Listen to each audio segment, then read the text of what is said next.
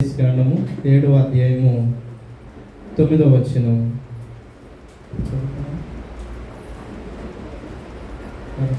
చదువుతారా? ఎవరైనా ఒకరు ముందుకు వచ్చి చదవండి. ద్వితీయోపదేశ కాండము 7వ అధ్యాయము 9వ వచనం ఒకరు ముందుకు వచ్చి చదవండి. త్వరగా రండి. అమ్మ మీరు రండి.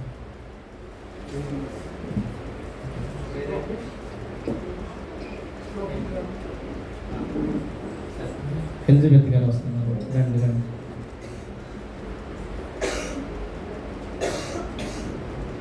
శ్రీమతి ఎలిజబెత్ గారు ముందుకు చదువుతారు. ద్వితీయోపదేశ కాండము 7వ అధ్యాయం 9వ వచనం. Deuteronomy chapter 7:9 verse.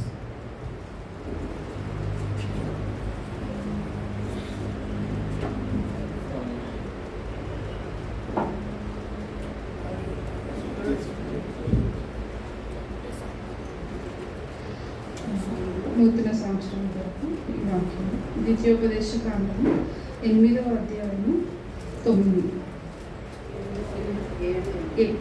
7వ అధ్యాయము 9వ వచనం. కాబట్టి నీ దేవుడని యెహోవా తానే దేవుడనియు తన్ను ప్రేమించి తన ఆజ్ఞలను అనుసరించి నడుచుకున్న వారికి తన నిబంధనను స్థిరపరచువాడును, 1000 తరముల వరకు కృప చూపువాడును, నమ్మదగిన దేవుడనియు తాను ద్వేషించు వారిలో ప్రతి వారిని బహిరంగముగా నశింపచేయుటకు వానికి దండన విధించువాడు నీవు తెలుసుకునవలెను. థ్యాంక్ యూ అండి. ఈ సమయంలో మరి శ్రీ రాజ్ కుమార్ గారు మరి కొద్ది నిమిషాలు నూతన సంవత్సర ప్రసంగం దైవ సందేశం అందించాలని మనం ప్రేమతో ఆహ్వానిస్తున్నాం.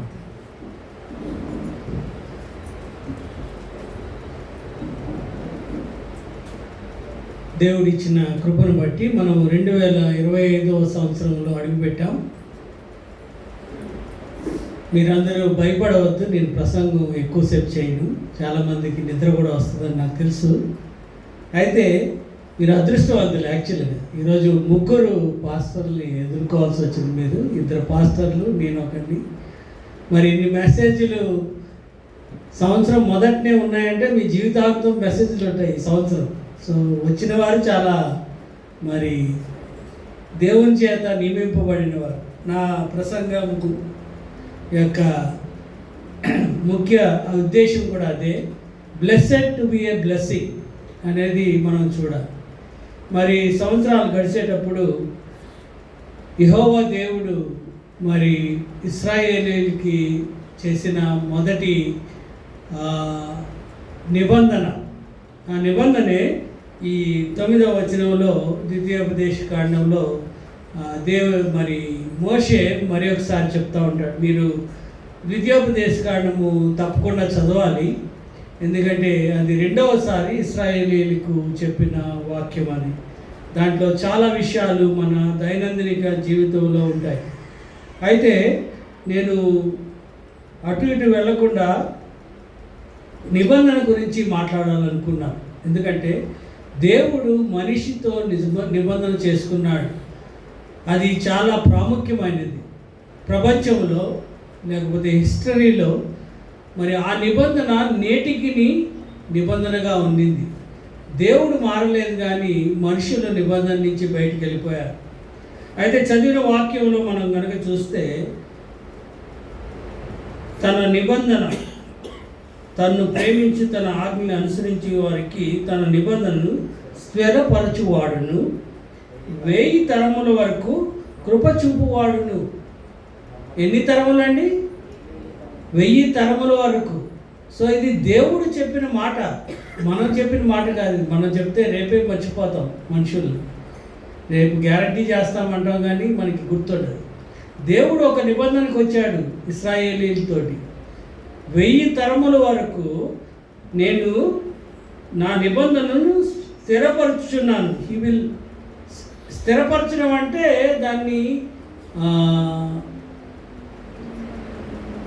దాన్ని గట్టిగా మరి దాంట్లో స్థిరపరచడం అనమాట. అంటే ఇప్పుడు ఫౌండేషన్ వేసామనుకోండి, అది కదలకుండా ఉండిపోద్ది, అది స్థిరంగా ఉండిపోద్ది.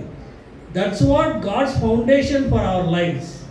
అది 1000 తరాలు లెక్క పెట్టుకుంటే మన తరం కూడా దాంట్లోకి వస్తుంది. ఎందుకన్నా అంటే తానే దేవుడు అని నిరూపించుకోవాలి ఆయన. ప్రజలకు అర్థం కాలేదు ఆ సమయాల్లో. కాబట్టి తానే దేవుడు.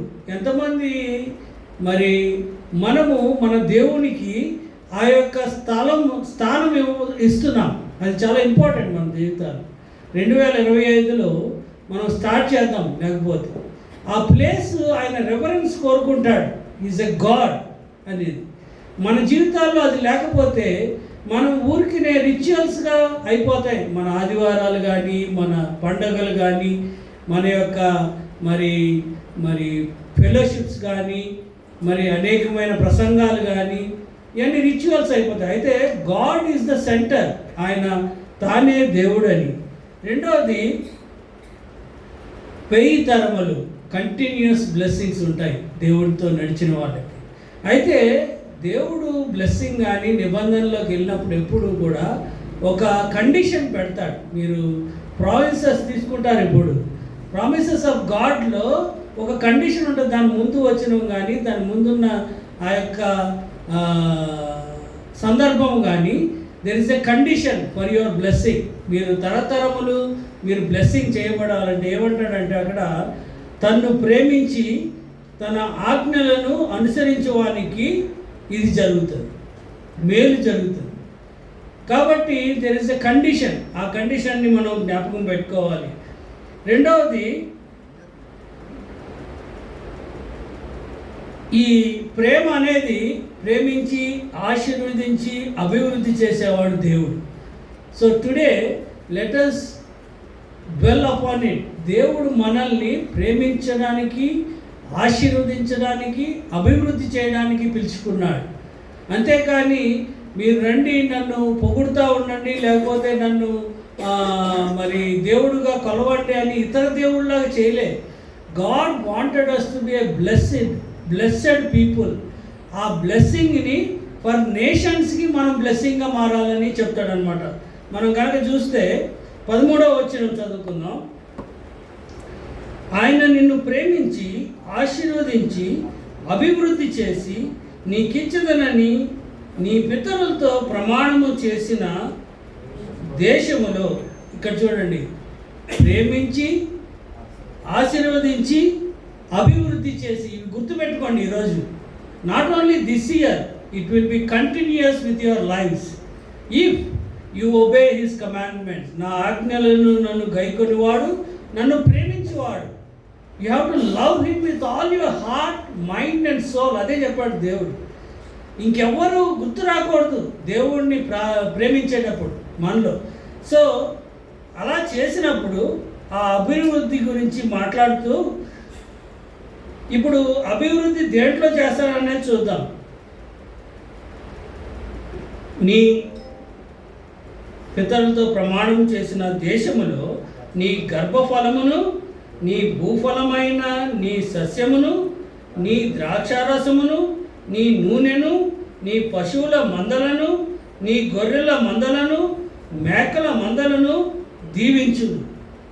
Look at the blessing. Not only person, ఆయన చుట్టూరు ఉన్న తన ఆస్తి, తన యొక్క పశువులు, మందలు. మళ్ళీ అబ్రహాము అంత గొప్పవాడు ఎందుకయ్యాడంటే he was into this covenant, నిబంధనలోకి వచ్చాడు. మన జీవితాల్లో కూడా నిబంధన ఉండాలి. దేవుని నిబంధనలోకి వచ్చేయాలి మనం. ఇప్పుడు వరకు ఉన్నామనే భ్రమతో ఉంటాం, కానీ once you are in covenant with God ఇవన్నీ జరుగుతాయి నీ జీవితంలో. ఏది ఆగదు నీకు ఇంకా. ఎందుకంటే నిజమైన దేవుడు పలుకుతున్న పలుకులు ఇవి ఆనాటి కాలంలో. Now if you go back and see the history, they were blessed abundantly. ఇశ్రాయేలుని వెళ్ళి చూడండి. మనం పండించే ఒక స్క్వేర్ యార్డులో పండించే విత్తనాలు కానీ ఏవైనా వాళ్ళు 160 వంతులు పండిస్తారంట దాన్ని. See the blessing. God has blessed that land also. నీవు నివసించు నీ దేశంను కూడా అభివృద్ధి చేస్తాడు. మన దేశం కూడా అభివృద్ధి అవ్వాలంటే క్రైస్తవులందరూ నిబంధనలోకి రావాలి. Otherwise it won't grow. మనం అనేక సార్లు దేవుని యొక్క నిబంధనలో ఉండకపోవడం వలన మన మీదకి ఆయన ద్వేషము వస్తుందన్నమాట. అది కూడా రాశాడు కింద. మనము కొత్త సంవత్సరంలో చెప్పుకోకూడదని చెప్పట్లేదు యాక్చువల్గా దాన్ని. He will curse the people if they are not into the covenant of God.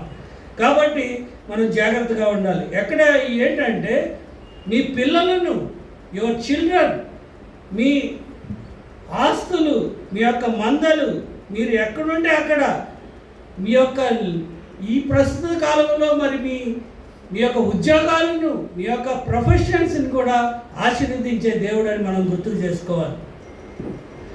అదే 19వ వచనంలో ఏమంటాడంటే ఇవన్నీ గుర్తుకు జ్ఞాపకం చేస్తాడు అయ్యగారు. కరెక్ట్గా యాప్ట్గా చెప్పారనమాట. మనం జ్ఞాపకం చేసుకోవాలి, మర్చిపోతాం. ఈ రన్నింగ్కి వచ్చేటప్పటికి ఇయర్లో ఏం జరిగిందో చాలా జరిగిపోతాయి కదా, మర్చిపోతాం. కానీ అయ్యగారు బాగా చెప్పారు. దాన్నే కొనసాగిస్తూ 19వ వచనంలో ఏముందంటే, నీ కన్నులు చూచిన ఆ గొప్ప శోధనలను, సూచక క్రియలను, మహత్య కార్యములను, బాహుబలమును, దాచిన చేతిని బాగుగా జ్ఞాపకము చేసుకునము. ఇశ్రాయేలీయులు వర్ అండర్ ప్రెషర్ అన్నమాట. ఎట్లాంటిదంటే కఠినమైన ఐగుప్తు రాజ్యంలో ఉన్నారు వాళ్ళందరూ కఠినంగా ట్రీట్ చేయబడ్డారు. మన జీవితాల్లో కూడా కఠినమైన పరిస్థితులు వస్తున్నాయి. కరోనా వచ్చి అల్లకల్లోలం చేసేసింది మానవాళిని. It's a sign from God that you should go back to him. ఆయన యొక్క నిబంధనలోకి మళ్ళీ రమ్మని దేవుడు మాట్లాడుతున్నాడు. అదే ఇక్కడ ఏమంటాడంటే సూచక క్రియలు, మహత్కార్యములు మన జీవితాల్లో జరగాలి. అవి జరగకపోతే నిబంధనలో లేనట్టు మనం. There are some circumstances. దేవుడు చెప్తున్నాడు, I will do all those things for you. మీ ఇంటిలో చాలా జరగాలి, మన ఇంటిలో జరగాలి. ఇవి జరగట్లేదంటే సమ్వేర్ సంథింగ్ ఈజ్ రాంగ్. మన పాపము మనకి అడ్డంగా నిలిచి ఉంటుందన్నమాట. చివరికి అదే 6వ వచనంకి వస్తే 7వ అధ్యాయము, నీవు నీ దేవుడైన యెహోవాకు ప్రతిష్ఠిత జనము. నీ దేవుడైన యెహోవా భూమి మీద ఉన్న సమస్త జనముల కంటే నిన్ను ఎక్కువగా ఎంచి నిన్ను తనకు స్వకీయ జనముగా ఏర్పరచుకున్నాడు. You are all chosen by God.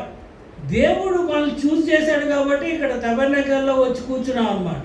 ఈ సమయంలో మనం దేవుని యొక్క వాక్యం చదువుకుంటాం. అలాగే చాలామంది క్రైస్తవులు మరి చర్చెస్లో ఉన్నారు ఈరోజు. వారందరినీ God chose them to be there. అయితే వారు ఉన్నా కానీ స్వకీయ జనం, ఆయన సొంత జనం. ఆ తర్వాత అంటాడు, ఎందుకు మిమ్మల్ని చేశానంటే ఒక్కరు చదువుతాను నేను. యెహోవా మిమ్మల్ని ప్రేమించి మిమ్మల్ని ఏర్పరచుకోలేదు, సమస్త జనముల కంటే మీరు లెక్కకు తక్కువే కదా. అంటే మీరేదో పెద్ద జనాంగం అని మిమ్మల్ని ఏర్పరచుకోలే. You are very little, very small. మీరు కనుక ఇజ్రాయెల్ మ్యాప్ చూసినా ఇండియాలోనే చాలా తక్కువగా ఉంటుంది. అది ఒక ఆంధ్రప్రదేశ్ కంటే తక్కువ ఉంటుంది, తెలంగాణ కంటే తక్కువ ఉంటుంది అది. But it is ruling the world. Why? Because there is a నిబంధన, there is a covenant, there is a blessing and a blessedness in that area. మన జీవితాల్లో కూడా ఆ బ్లెస్సింగ్ రావాలి. తర్వాత మిమ్మల్ని ప్రేమించాడు దేవుడు, అందుకని మిమ్మల్ని ఎంచుకున్నాడు. మనల్ని ప్రేమించాడు దేవుడు. ఆ విషయం గుర్తుపెట్టుకోవాలి. మనం ప్రతిరోజు గుర్తుపెట్టుకోవాలి. పొద్దున్నే లేకగానే నన్ను, నా కుటుంబాన్ని దేవుడు ప్రేమించాడు కాబట్టి క్రైస్తవుడిగా పుట్టించాడు.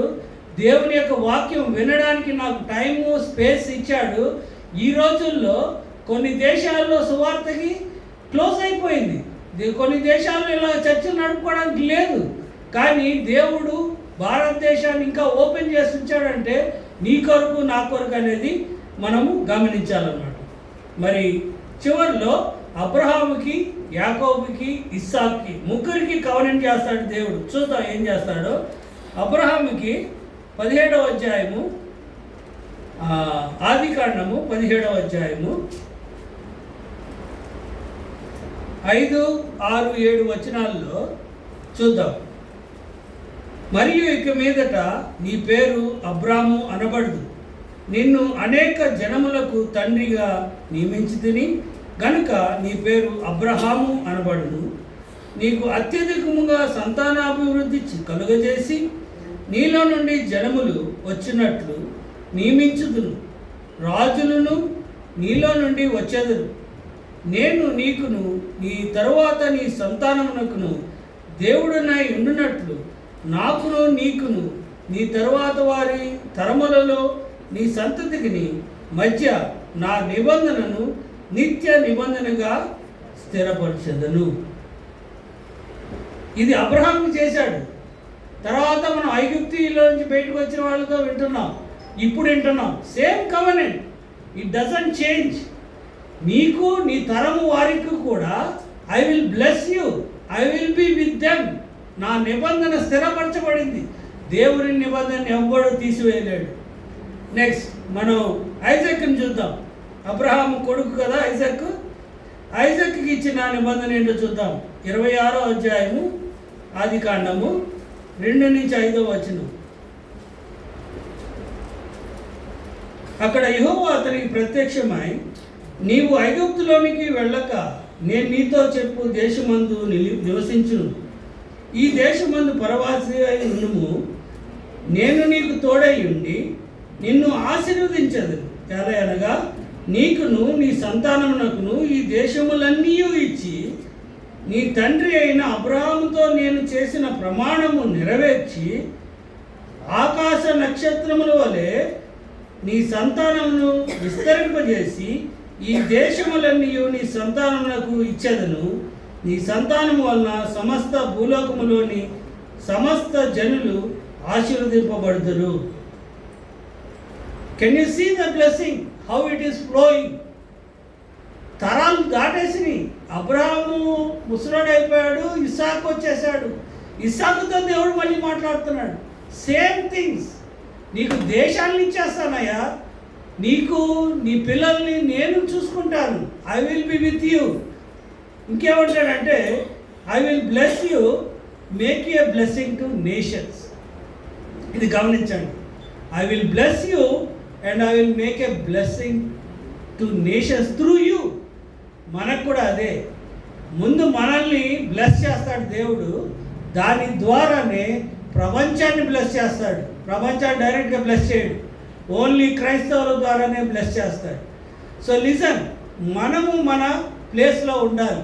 మనం లేకపోతే రాళ్లతో కూడా చేయించుకోగల దేవుడు అని చెప్తాడన్నమాట. కాబట్టి our position is very clear. We have to be blessing and blessing to nations. నీ పక్కోడికే కాదు, నీ పక్కింటోడికే కాదు బ్లెస్సింగ్. నువ్వు నేషన్స్కి బ్లెస్సింగ్ కావాలి. అలా చేయగలడు దేవుడు, ఎందుకంటే ఆయన నిబంధన చేసుకున్నాడు ఐజాక్తో కూడా. ఐజాక్ తర్వాత తరములతో చేసుకున్నాడు. మనం కూడా దాంట్లోకి వస్తాం. నౌ జేకబ్ ఫైనల్గా 28వ అధ్యాయము 13, 14, 15 నేను నీ తండ్రి అయిన అబ్రహాము దేవుడను ఇస్సాకు దేవుడైన యెహోవాను. నీవు పండుకొని ఉన్న ఈ భూమిని నీకును నీ సంతానములకు ఇచ్చేదను. నీ సంతానం భూమి మీద లెక్కకు ఇసుక రేణువులే అగుదురు. నీవు పడమతి తట్టును, తూర్పు తట్టును, ఉత్తరపు తట్టును, దక్షిణపు తట్టును వ్యాపించదవు. భూమి యొక్క వంశములన్నీ నీ మూలముగాను నీ సంతాన మూలముగాను ఆశీర్వదింపబడును. ఇదిగో నేను నీకు తోడై ఉండి నీవు వెళ్ళు ప్రతి స్థలమందు నిన్ను కాపాడుదును. ఈ దేశమునకు నిన్ను మరలా రప్పించదును. నేను నీతో చెప్పినది నెరవేర్చే వరకు నిన్ను విడువనని చెప్పగా, ఐజాక్ కూడా సేమ్ కవనెంట్ ఇస్తున్నాడు మళ్ళీ. సో అంతటితో ఆగల. యేసు ప్రభువుకు వచ్చింది ఆ కవనెంట్, యేసు ప్రభువులో నుంచి మనకు వచ్చింది. సో దిస్ కవనెంట్, నేను నీకు తోడయ్యుందును, నిన్ను బ్లెస్సింగ్ చేస్తాను, నిన్ను ఒక బ్లెస్సింగ్ చేసి ఇతరులకి బ్లెస్సింగ్గా మారుస్తాను. That is Christian life. కాబట్టి మన జీవితాల్లో are we getting the blessing from God అనేది ఫస్ట్ థింగ్ అయితే, రెండవది are you becoming a blessing to nations and your generations will be blessed through you. Abraham వల్ల ఇస్సాకు, ఇస్సాకు వల్ల యాకోబు, యాకోబు వల్ల యేసు ప్రభు వరకు they were blessed. Now still Israel is blessed and we are part of his children. దేవుడు యేసు ప్రభువులో ఉన్నవారికి ఆ యొక్క కుమారులు అనబడుదురు అనే బిరుదిచ్చారు. కాబట్టి మనం ఆ బ్లెస్సింగ్ని మనం తీసుకోవాలి. Otherwise we're we're helpless. ఎందుకంటే మనం చాలాసార్లు హోప్లెస్గా జీవిస్తూ ఉంటాం. ప్రభువా ఏం చేయాలో తెలియదు. There are many circumstances in our life. ఇప్పుడు ఎక్కువైపోయింది. So what we remember today is we're blessed and we will be a blessing to the nations. ఆ మాట చెప్పండి నాతోటి. We're blessed and we will be a blessing to the nations. Nations అంటే అర్థమైందా? రాజ్యాలన్నీ మనయే యాక్చువల్గా. వాడు పట్టుకుపోయారు, మళ్ళీ మనం తెచ్చుకోవాలి. అలాగే తెచ్చుకున్నారు వీళ్ళు కూడా. కాబట్టి ఇస్రాయేల్ ఇప్పుడు జ్యూస్ కనుక చూస్తే they are the responsible for the whole world to run.